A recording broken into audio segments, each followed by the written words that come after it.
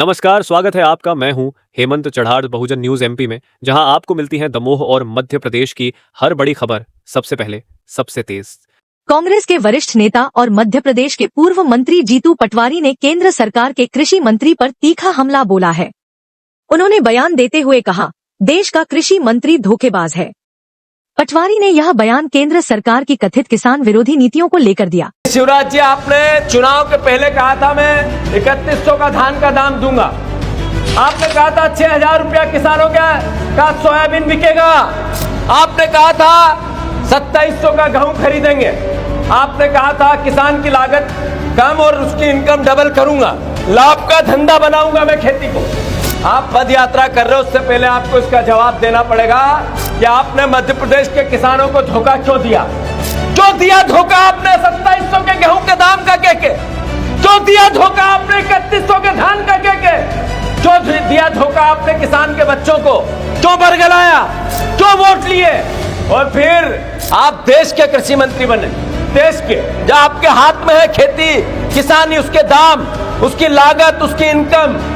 तब आप पद यात्रा करके किसको गुमराह करना चाहते हैं? आपका संसदीय क्षेत्र है विदिशा, पर आपको बताना पड़ेगा मध्य प्रदेश के किसान को कि आप धोखेबाज क्यों है। शिवराज जी, आप धोखेबाज शिवराज जी।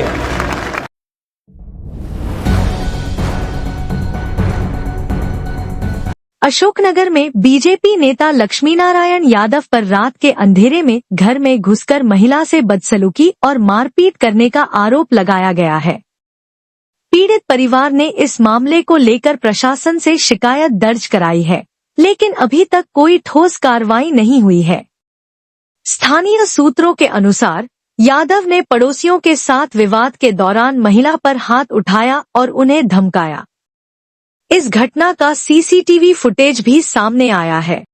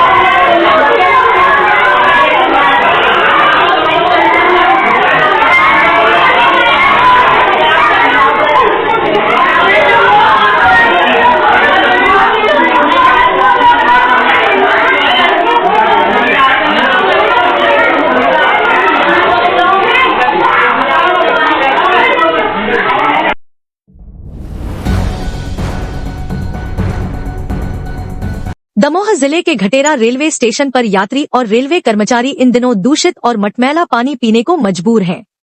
स्टेशन पर फिलहाल जो पानी सप्लाई किया जा रहा है वह पास ही की ब्यारमा नदी के एक गंदे कुंड से लिया जा रहा है, जहां मवेशी तक बैठते हैं। यह स्थिति तब बनी जब करीब 1 वर्ष पहले रेलवे की तीसरी लाइन बिछाने के दौरान ठेकेदार और कंस्ट्रक्शन विभाग की लापरवाही से अंग्रेजी शासनकाल का बना स्टॉप डैम तोड़ दिया गया। नतीजा ये कि नदी का पानी अब रुकता नहीं और पूरा क्षेत्र सूखा पड़ा है।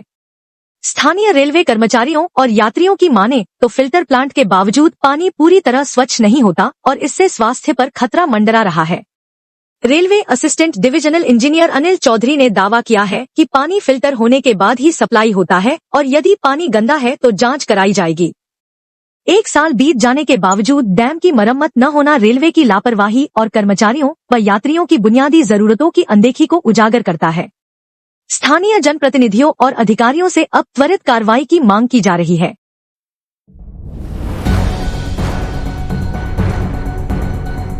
मध्य प्रदेश के जबलपुर जिले में समर्थन मूल्य पर गेहूं खरीदी के नाम पर 1 करोड़ रुपए का बड़ा घोटाला उजागर हुआ है। खाद्य विभाग की शिकायत पर बरेला और सिहोरा पुलिस ने 2 अलग अलग गेहूं खरीदी केंद्रों के प्रभारियों, कंप्यूटर ऑपरेटरों और ग्राउंड सर्वेयरों के खिलाफ गंभीर धाराओं में FIR दर्ज की है। बरेला स्थित श्री शक्ति संकुल संगठन के खरीदी केंद्र पर जांच में 2051 क्विंटल यानी करीब 53,34,940 रुपए का गेहूं कम पाया गया। पोर्टल पर किसानों से खरीदी गई 62,820 बोरियों का डेटा दर्ज था, लेकिन मौके पर केवल 58,717 बोरियां ही मिली, यानी 4,104 बोरियां गायब थी और गेहूं खरीदी ही नहीं गई थी, लेकिन भुगतान उठा लिया गया। वहीं मझौली तहसील के ग्राम लटुआ रीछी स्थित Annapurna Aditya grading and warehouse में 328 किसानों से 31,288 क्विंटल गेहूं खरीदा जाना बताया गया, लेकिन स्टॉक में केवल 19,040 क्विंटल गेहूं मिला, यानी 1,623 क्विंटल गेहूं गायब मिला, जिसकी कीमत 42,19,800 रुपए आकी गई। इन मामलों में बरेला में शिववती आर्मो, देवी साहू और आकाश ठाकुर, जबकि मझौली में सूरज सिंह, अंकुश पटेल और हर्षित कुर्मी के खिलाफ FIR दर्ज की गई है। पुलिस अब इनसे पूछताछ कर रही है कि यह गेहूं कहां गया और पैसे कैसे निकाले गए।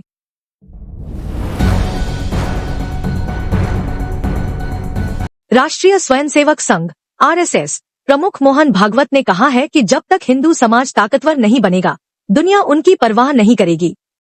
बांग्लादेश में हिंदुओं पर हो रही हिंसा के संदर्भ में उन्होंने यह बात कही। भागवत ने कहा कि भारत और हिंदू समाज एक दूसरे से जुड़े हुए हैं और जब भारत का हिंदू समाज मजबूत होगा, तब विदेशों में बसे हिंदुओं को भी आत्मबल मिलेगा। RSS मुखपत्र ऑर्गेनाइजर को दिए इंटरव्यू में उन्होंने कहा कि अब हिंदू समाज की आंतरिक शक्ति बढ़ रही है और लोग अपने अधिकारों के लिए खड़े हो रहे हैं। भागवत ने यह भी स्पष्ट किया कि हिंदू कोई संकीर्ण धार्मिक पहचान नहीं, बल्कि एक व्यापक सांस्कृतिक अवधारणा है जिसमें समयानुकूल बदलाव की गुंजाइश है। उन्होंने कहा कि संघ का उद्देश्य वैश्विक हिंदू समाज की रक्षा और समृद्धि सुनिश्चित करना है। Subscribe the Bahujan News and like this video.